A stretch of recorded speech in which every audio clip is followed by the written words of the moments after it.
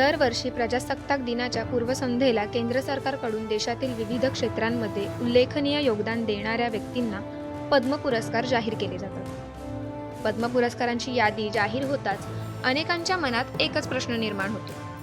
पद्मविभूषण, पद्मभूषण आणि पद्मश्री या पुरस्कारांमध्ये नेमका फरक काय? यातील सर्वात मोठा सन्मान कोणता आणि हे पुरस्कार मिळाल्यावर विजेत्यांना नेमकं काय मिळतं? चला तर मग या प्रतिष्ठित नागरी सन्मानांबद्दल सविस्तर जाणून घेऊयात.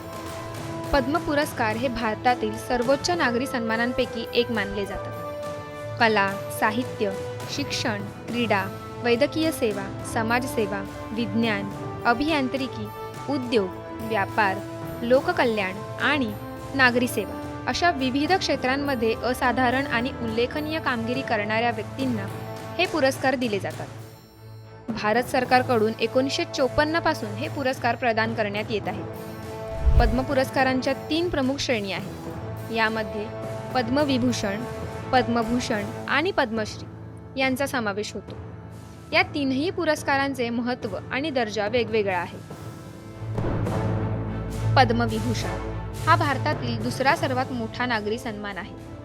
भारतरत्नानंतर हा पुरस्कार अशा व्यक्तींना दिला जातो ज्यांनी आपल्या क्षेत्रात अपवादात्मक आणि अत्यंत विशिष्ट स्वरूपाचे योगदान दिलेले असते.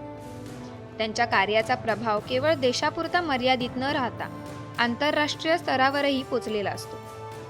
समाज, संस्कृती किंवा मानवतेसाठी आदर्श ठरेल असे कार्य करणाऱ्या व्यक्तींना हा सन्मान दिला जातो. पद्मभूषण हा देशातील तिसरा सर्वात मोठा नागरी सन्मान आहे. दीर्घकाळ सातत्याने उच्च दर्जाची उल्लेखनीय सेवा बजावलेल्या व्यक्तींना हा पुरस्कार प्रदान केला जातो. एखाद्या क्षेत्रात महत्त्वपूर्ण ठसा उमटवणाऱ्या आणि समाजासाठी प्रेरणादायी ठरणाऱ्या कार्याची दखल म्हणून हा सन्मान दिला जातो. पद्मश्री हा देशातील चौथा सर्वात मोठा नागरी सन्मान आहे. विविध क्षेत्रांमध्ये उत्कृष्ट कामगिरी करणाऱ्या व्यक्तींना हा पुरस्कार दिला जातो. अनेकदा समाजाच्या तळागाळात काम करणाऱ्या व्यक्तींनाही पद्मश्री पुरस्काराने गौरवण्यात येते. या पुरस्कारांबाबत सर्वात जास्त विचारला जाणारा प्रश्न म्हणजे हे पुरस्कार मिळाल्यावर पैसे मिळतात का? तर याचे उत्तर स्पष्ट आहे, नाही.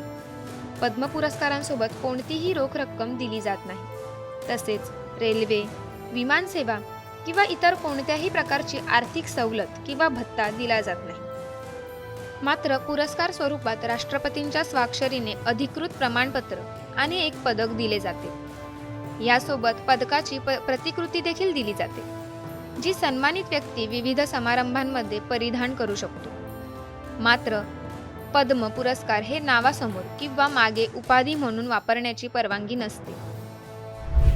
पद्म पुरस्कार कोणालाही मिळू शकतात. यात जात, धर्म, लिंग किंवा व्यवसायाची कोणतीही अट नाही. मात्र काही अपवाद वगळता सरकारी कर्मचारी या पुरस्कारासाठी अपात्र ठरतात. थोडक्यात काय तर पद्म पुरस्कार हे केवळ सन्मानच नाही तर देशासाठी निस्वार्थपणे कार्य करणाऱ्या व्यक्तींच्या योगदानाची राष्ट्रीय पातळीवर दखल आहे.